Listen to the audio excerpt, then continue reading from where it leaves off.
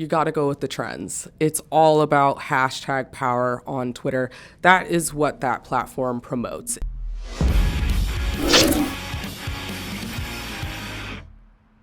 Hey everybody, and welcome to In the Den. Today's episode is me and Sam Cameron, our director of social media, talking about Twitter. Welcome, Sam. Hey, how you doing? Let's have some fun today. Absolutely. Right? Let's do it. We always talk about what you should be doing in marketing. We talk about Facebook, and we talk about Google, and we talk about Instagram, but we don't really play a lot with Twitter. So let's have some fun. Awesome. As the director of our social media team here, tell me a little bit about your experience prior to the fun that is now Elon Musk. Yeah, so for me, I was on Twitter starting in 2009. So I think I was like a freshman in high school at that point. And I didn't know too much about it. It was kind of a new space for me. And a couple of friends were like, have you heard of this thing called Twitter?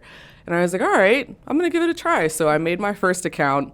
I wasn't really active on it because at the beginning, like most people, I didn't really know what it was for or what it was about or like what you could do with it. It was very different. Yeah, it was really weird. And during that time, you didn't even nearly have the features that you have now.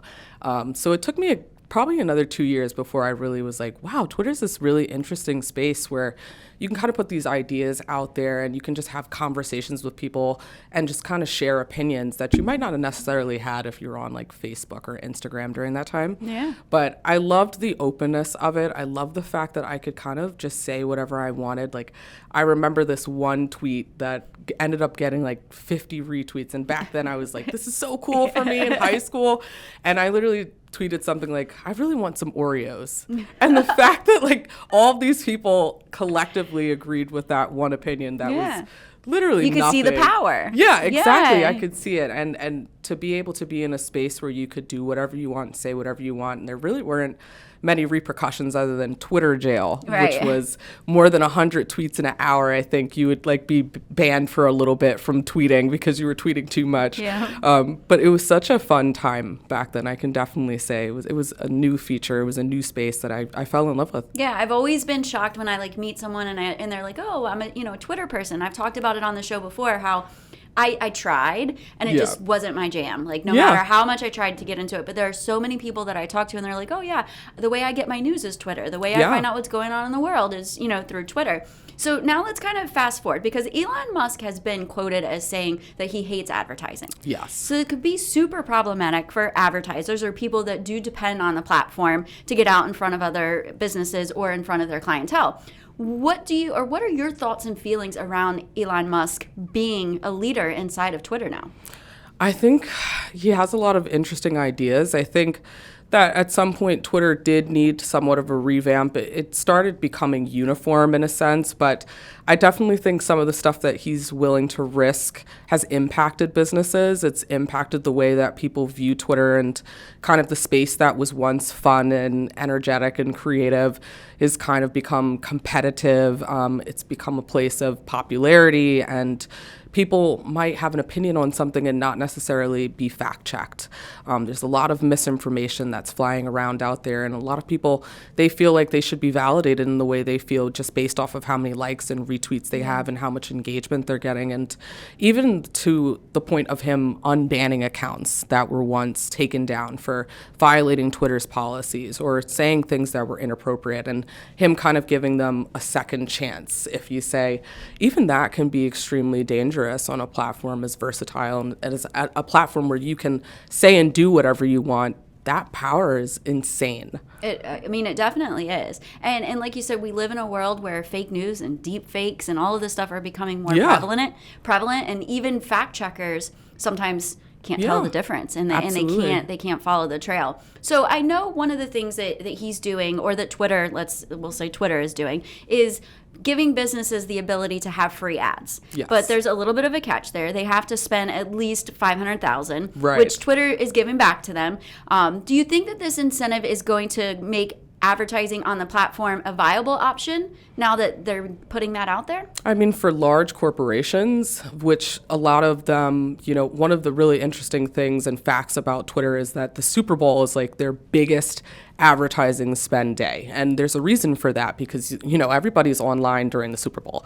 Everybody wants to keep up with what's going on. And I think for big organizations, like, yeah, there's a lot of benefit to being able to utilize this incentive. But for the smaller kind of guys, it really puts them in a tough spot. And especially if you don't have that kind of money to spend on advertising, you know, how do you build that awareness? How do you build your brand on this type of platform? Right. That was going to be my next question is, you know, how is it going to impact smaller businesses, and are we going to still see it as a viable option for them? So I think maybe the answer, maybe what you're about to say is that they, you know, if they don't have that budget, maybe they're going to have to look at some of the other paid media options that live within the social realm. Absolutely. And I mean, realistically, I think the types of corporations or organizations that are on Twitter, it's a special place. You have to have a special way to connect with people to make them want to engage with you off of that platform. Because outside of like a retweet or a quote tweet or, you know, hearting or favoriting a tweet, how do I motivate someone to then take action, to actually move and do something that I want them to do? A really good example of this, and I've said this in the past, that even though I worked at Pizza Hut a while ago, their advertising capabilities are awesome. And when I was very active on Twitter, I would see this carousel ad where they had like a pan pizza and you could literally see the smoke. It was almost like a 3D effect on Twitter. And that always stopped me on the timeline. I was like, oh my God, this is so cool. So you have to be very, very creative. You also have to be able to, like I mentioned before, to connect with people. And because it's such a vast range and types of people that are on there, whether they're business owners, whether they're just teenage kids, you have to be able to hit a large community at once. Right. And for smaller businesses, that's really, really tough, especially if you have to spend a lot of money on platform to do it. And on top of the fact, in an instant, you could tweet something that, you know, 2 million people don't like and nobody could engage with you again. They can literally cancel you on the internet, and especially on Twitter. There's this huge push for like cancel culture and rallying together behind stuff that we don't like. So it can be tough in the advertising space, even on other platforms as well. Yeah, I mean, it can definitely be tough, and it can be scary. Yeah. Let's talk a little bit more about the brand safety on Twitter. Yes. And what new measures do you see being put in place to give people that safety when it comes to their information being out there, and, you know, the public, like you said, cancel culture, and like just you take a lot of risk putting yourself out there. You definitely do. And I think it's hard for any social media platform to really ever be in full control of what happens and how quick things can start off as being fun and playful and then kind of take a turn for the worst. I do think that Twitter does a good job of trying to regulate the types of content that people are seeing, and trying to reduce a lot of that negativity and that cancel culture element by pushing more of the more positive content and trying to stay on top of what's happening in trends, what's happening in the world, especially like things during the Super Bowl. You'll see a lot of hashtags that are promoting positivity and just coming together and like, who's your team? Who are you going for? You know, and then you have like the Pizza Hut spam of like, get your $8.99 breadsticks for, you know, the next 24 and hours. And then your mouth is watering because the image is doing the trick, right? Absolutely. You see that smoke and it's like you can taste it or you can smell it through the screen. So I think that Twitter, I would personally say I never felt like I was in danger when I used the platform, or even in danger of putting an idea out there that could get me canceled or put me in harm's way. I don't know if I necessarily saw a lot of misinformation. A lot of the things, or the people that I followed at least, were verified accounts, and they would post links back to Works Cited or links back to their own website or platform where you could find out more information about what was going on and if there was truth to whatever was being put out there. But I do know that, you know, there's going to be times where things slip through the cracks. There's going to be misinformation that especially gets past during political season and Absolutely. all of that. I mean, I am seeing some deep fake stuff that is really scary. Like being able to, I could literally take your face, make you talk as if you were talking, and you have no clue. Right. Like how, you know, like, and it would really take a strong organization or a strong individual to be able to say, oh, well, that's not really Sam talking. Well, yeah, it is. Look, there she is. Right. You know, she's having this, maybe you're a deep fake right now. Right. You guys don't know. This might not even be me. It might not. So let's kind of leave our audience. We always do the final roar, as you know. Yeah. But I would like to leave them some tips, something that they can kind of walk away and think about. Are we doing this? Should we be doing this? So businesses that are anywhere from 1 to 30 million, which we consider kind of in that small business range, what kind of advertising or what should they be looking to do on Twitter? Honestly, you got to go with the trends. It's all about hashtag power on Twitter. That is what that platform promotes, is the ability to bring people together with these hashtags. And we've seen it for movements across the world. I mean, there are things that are happening on Twitter at a pace that I think is a lot faster than other platforms. Mm-hmm. I think in very close competition, if not maybe just a little bit above, is TikTok. Right. In the way that you can really spread knowledge and awareness about things that are going on. And in terms of businesses, be active, engage with people. I think it's so funny how like Burger King and McDonald's literally have Twitter wars going back and forth, kind of bashing each other. Yeah. And then like Wendy's will come in out of nowhere and join in on that fight. And like those are things that are fun and cool and interesting, and they really do make the audience want to engage. And I think if you want to be on this platform and you really want to make a name for yourself, you got to go after everyone. You can't be exclusive to anybody.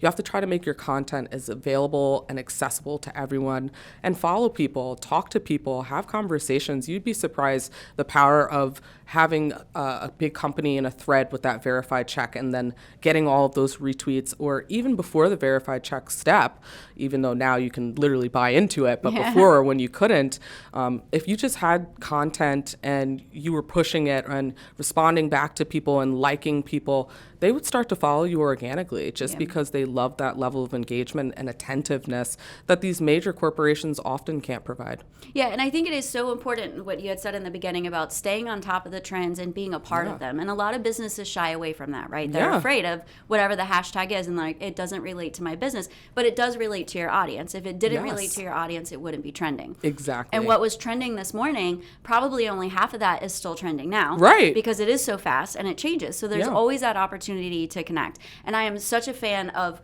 the war between like McDonald's and Burger King and stuff.